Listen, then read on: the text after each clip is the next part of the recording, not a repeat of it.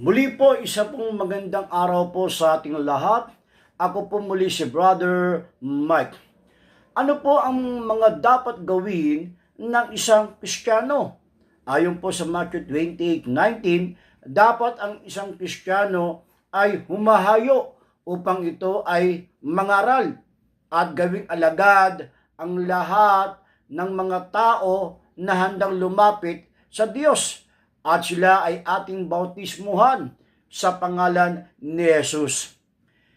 Galatia 6:2 ay dapat magtulungan ang mga mananampalataya sa isa't isa sapagkat ito ang utos ng ating Panginoon na wag nating kaligtaan ang paggawa ng mabuti. Ang paggawa ng mabuti ay tayo ay babangon tungo sa buhay na walang hanggan. Muli, salamat. Ito po si Brother Mike. God bless.